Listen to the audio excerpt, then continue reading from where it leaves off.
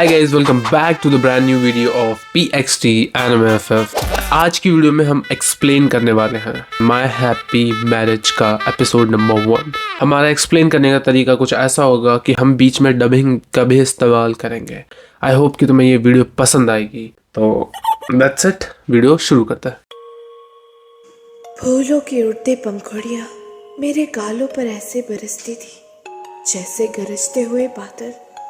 फूलों के इस बारिश में मैं तन्हा रोती थी। गर्मियों में पेड़ से झलती हुई रोशनी थी, पतझड़ में बादल को चीरती हुई चमक थी, ठंड में बर्फ पर बिखरी हुई किरणें थी। पर फिर भी मेरी दुनिया में सिर्फ और सिर्फ अंधेरा था। उम्मीद की लौ 2 घड़ी भी टिक नहीं पाती थी मेरी आंखों के सामने। फिर खुशियाँ तो बहुत दूर की बात थी।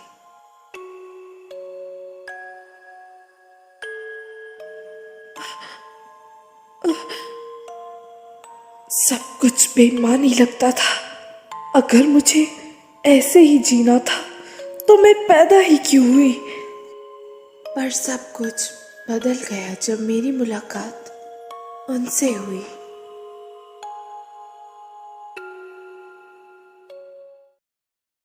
छी, इससे तो एक चाय भी नहीं बनानी आती। जाओ और इसे फिर से बना कर लेकर आओ।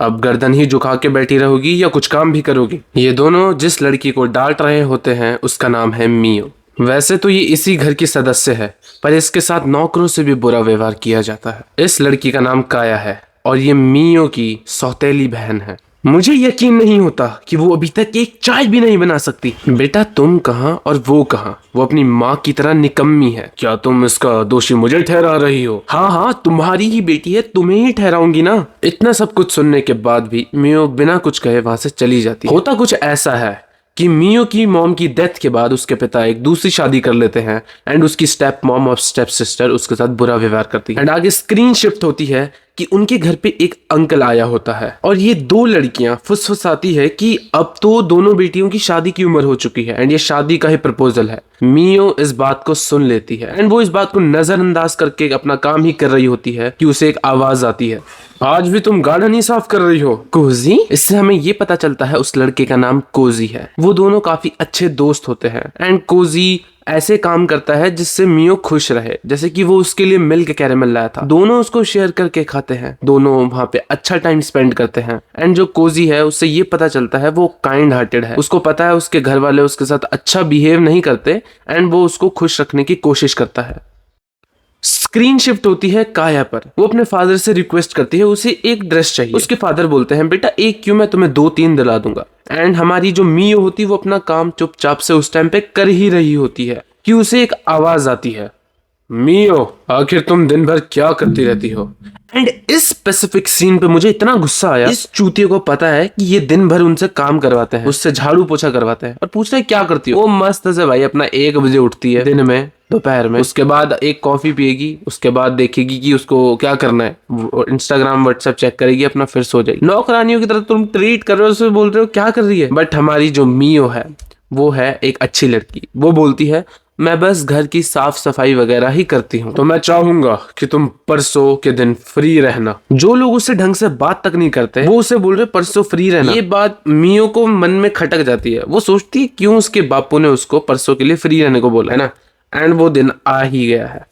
बाकी दिनों की तरह ही मियो अपना काम कर रही होती है, साफ सफाई का काम कर रही होती है। साफ सफाई करते हुए उसके फेस पे कुछ लग जाता है। उसकी सौतेली बहन वहां पे आती है और हंसती है कि अबे इस शक्ल के साथ हमारे मेहमानों को मत मिल लियो, वैसे भी तूने हमारे परिवार का नाम डुबाया ही है, तू किसी काम की नहीं है। बट एज यूजुअल वो इस बात को भी इग्नोर करती है। वो अपना काम करने लग जाती है एंड एंट्री होती है कोजी की, जिसके हाथ में कुछ लिफाफा होता है। वो मियो को साफ सफाई करते हुए देख लेता है और उसे एक आवाज लगाता है मियो। मियो उसकी तरफ देखती है और वो खुश होती है। वो उसके पास जाती है और कहती है आज तुम इन वेस्टर्न ड्रेस में बहुत अच्छे लग रहे हो। वो उसे थैंक यू बोलता है और बोलता है मैं तुम्हारे पिता से कुछ जरूरी बात करने के लिए आया। उसे थोड़ा बहुत आइडिया हो जाता है वो किस चीज के लिए आया है। वो उसे स्वीट्स जो उसके हाथ में बॉक्स होता है वो उसे पकड़ाता है, बोलता है सबको बांट दे। देन उसके बाद मियो को कॉल आती है कि उसे जल्द से जल्द बुलाया है उसकी फैमिली गैदरिंग में। वो खुद को शीशे में देखती है एंड वहां पे चली जाती है। एंड मियो इस चीज के लिए रेडी थी। उसे पता था कि उसके साथ कुछ अच्छा नहीं होगा एंड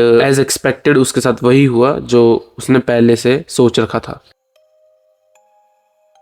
मैं इसके लिए तैयार थी क्योंकि मेरे साथ नौकरों की तरह व्यवहार होता है और मैं ये भी जानती थी कि मेरी शादी कभी नहीं हो सकती। मैं जानती थी मेरे लिए यहाँ रहना और शांति से दिन बिताना कभी भी आसान नहीं होगा।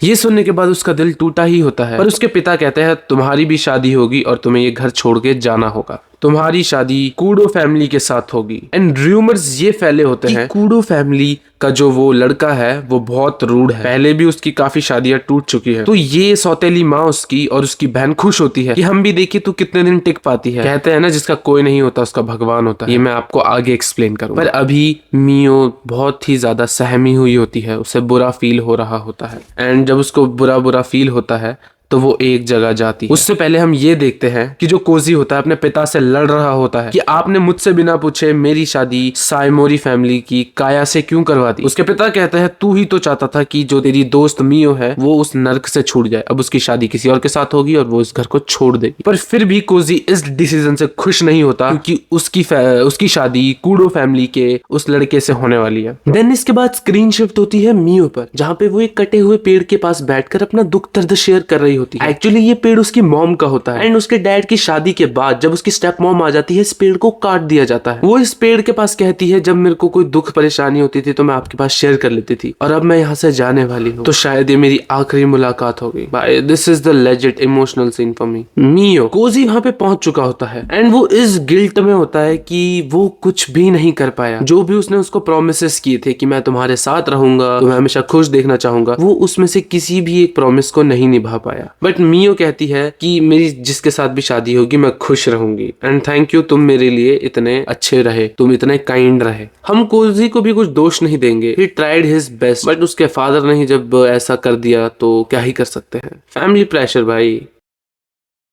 स्क्रीन शिफ्ट होता है एक रात पहले जब मियो को घर छोड़ना होता है। वो अपना सामान पैक कर रही होती है, तब उस घर की कोई लेडीज आती है एंड वो उससे कहती है बेटा ध्यान रखना वहां पर क्योंकि र्यूमर्स ऐसे ही होते हैं कि वो बहुत ही खड़ूस, गुस्सैल और बहुत ही अकड़ू और बुढ़ा टाइप का आदमी है, तो इन सबको उसकी चिंता होती है। तो वो बोलते हैं कि अपना प्लीज ध्यान रखना। मियो उसे थैंक यू बोलती है एंड अब सुबह का दिन आ गया है। मियो पूरी तैयार होती है और वो इस घर से बाहर अपना पहला कदम रखती है। वो पीछे मुड़ के देखती है और वो सारी पुरानी बातें याद करती है कि कैसे जब वो अपनी मॉम के साथ खुशी के टाइम बिताती थी एंड कैसे उसकी स्टेप मॉम जब आई तो उसकी छोटी बहन ने एंड उसकी स्टेप मॉम ने उसका बुरा व्यवहार किया। वो सारी बातों को अब अपने दिमाग से निकाल कर एक नई लाइफ जीने के लिए चली जाती है। काफी ज्यादा ट्रेवल करने के बाद हमारी मियो क्योकाकुडो के घर अब पहुंच जाती है एंड इन लोगों के ट्रेडिशन में ऐसा होता है कि लाइक ये जैसे हम मत्था टेकते हैं ना मंदिर में, वैसे ही ये भी अपना सिर झुका के सामने वाले को ग्रीट करते हैं। एंड जो हमारा क्यों का है वो बोलता है कब तक तुम ऐसे झुके रहोगे, तुम अपना सिर उठा सकते हो, है ना।